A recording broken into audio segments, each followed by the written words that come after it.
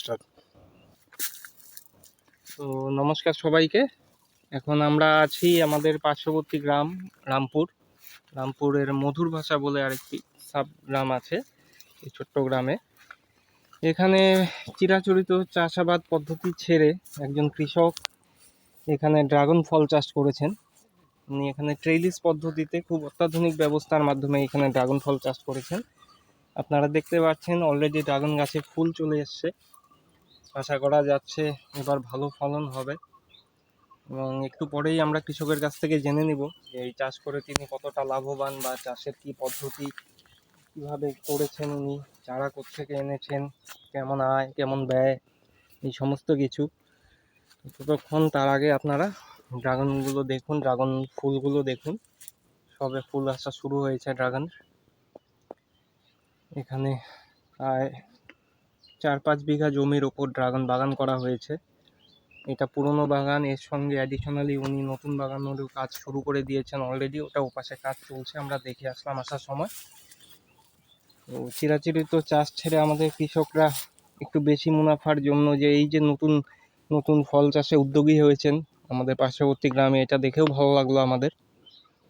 আমরা প্রত্যেকে খুশি, কারণ আমরা বা আপনারা প্রত্যেকেই জানেন চিরাচরিত চাষে একটা প্রত্যেক বছর একটা ক্ষয়ক্ষতির একটা সম্ভাবনা থেকে যায়। সেই জায়গায় এই অত্যাধুনিক ফলগুলো চাষ করলে পরে এগুলোর এখনও বাজার মূল্য প্রচুর পরিমাণ, যাতে কৃষক নিজেও মানে কম খরচে একটা লাভের অঙ্ক ভালো পরিমাণে দেখতে পারে, যাতে কৃষকের নিজেরও আয় উন্নতিটা ভালো পরিমাণে হয়। তো এইটুকুই বলার। ততক্ষণ আপনারা দেখতে থাকুন ড্রাগন গাছের ফুল। দেখুন সুন্দর থোকায় থোকায় মৌসাম্বি ঝুলে আছে। আমাদের এই অঞ্চলগুলোতে, ডুভার্সের এই অঞ্চলগুলোতে যেখানে কি মানে প্রচলিত কথা আছে যে এখানে লেবু জাতীয় ফল, সে কমলাই বলুন মৌসাম্বি বলুন, টক হয়।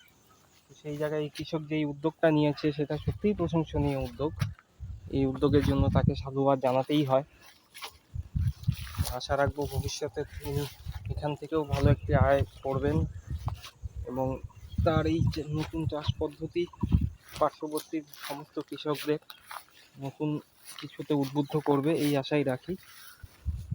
আপনারা দেখছেন মৌসাম্বি বাগান।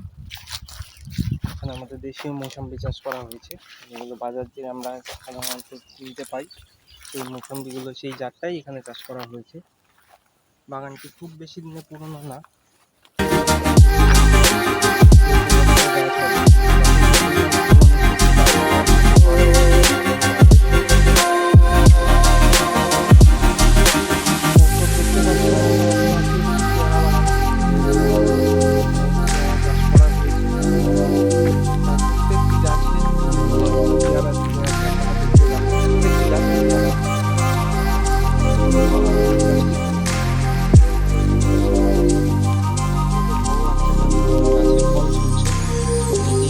বাগান না, এটি একটি বাণিজ্যিক বাগান, যেখানে বাণিজ্যিকভাবে ফল চাষ করা হয়েছে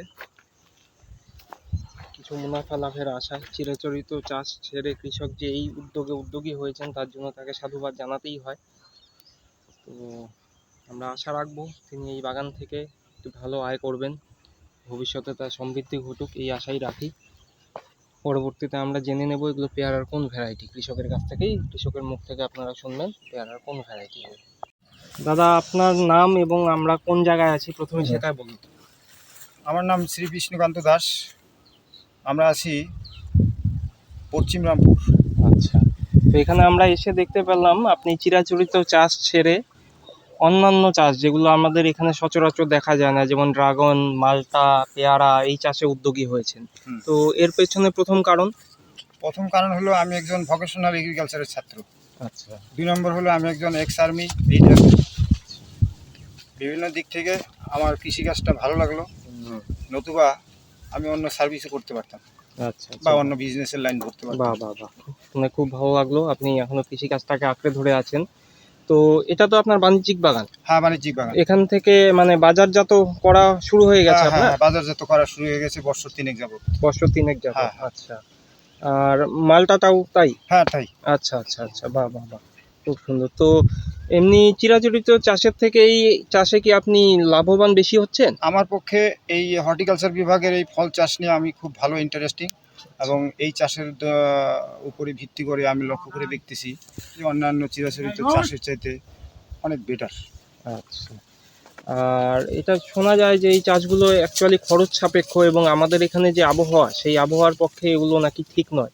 এ সম্পর্কে আপনার এটা মতামত? ভুল ধারণা।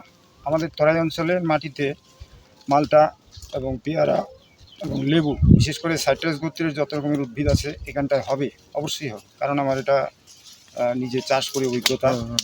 আর আমার এখানে ফলনও ভালো, প্লাস এটার যে স্বাদে গুণে অন্যান্য জায়গার তুলনায় খারাপ হবে তা না, আমি মনে করি তার সাথে অনেক বেটার। আচ্ছা।